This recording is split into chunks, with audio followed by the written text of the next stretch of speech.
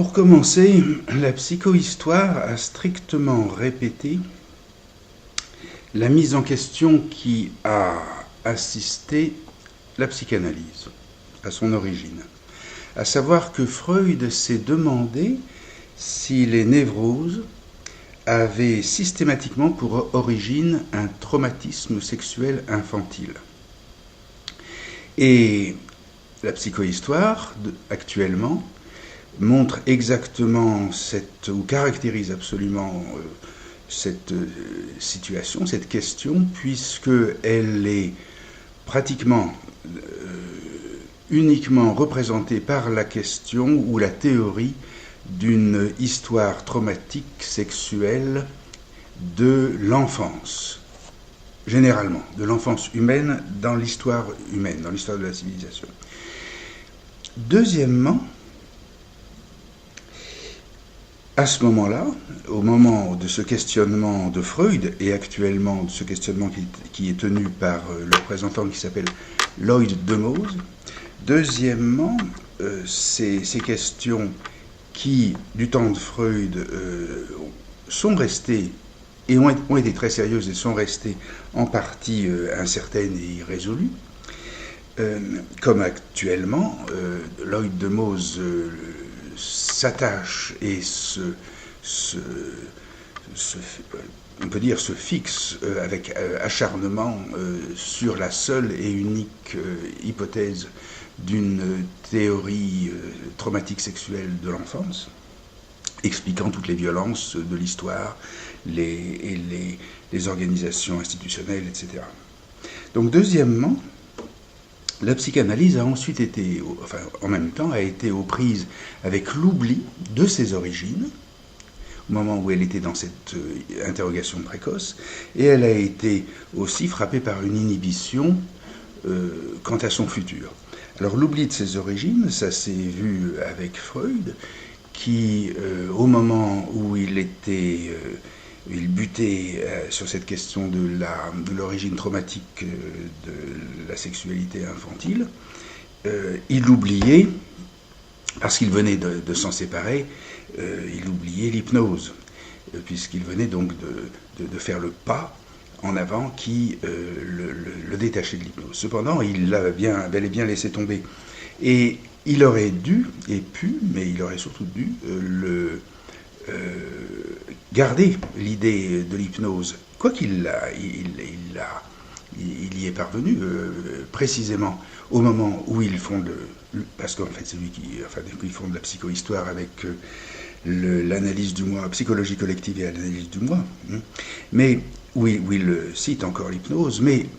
globalement, il l'oublie au point tout de même, au point que s'il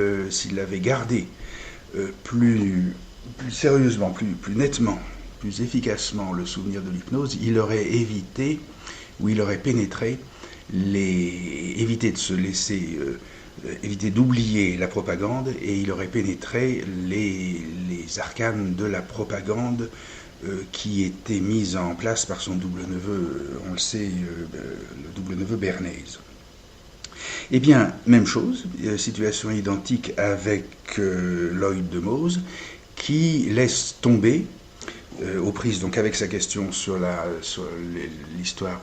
sexuelle infantile, de l'enfance, qui laisse tomber de quoi la psychohistoire s'est détachée, mais néanmoins qui est son socle d'origine, qui laisse tomber Lamprecht, l'historien et les théories historiennes de Lamprecht, qui, exactement comme pour la psychanalyse, offre et apporte les clés d'une solution de la propagande. De ce qui fait que la psychohistoire de De Mause est concentrée sur cette histoire traumatique de l'enfance, ne traite que de la violence, mais est actuellement complètement inhibée ou empêchée, ne peut aborder la question efficacement de la propagande. Bon. Et puis, donc ça c'est à propos de l'oubli de ses origines sur l'hypnose, mais puis il y a aussi donc la psychanalyse a montré une inhibition quant à son futur, c'est-à-dire c'est par Lacan,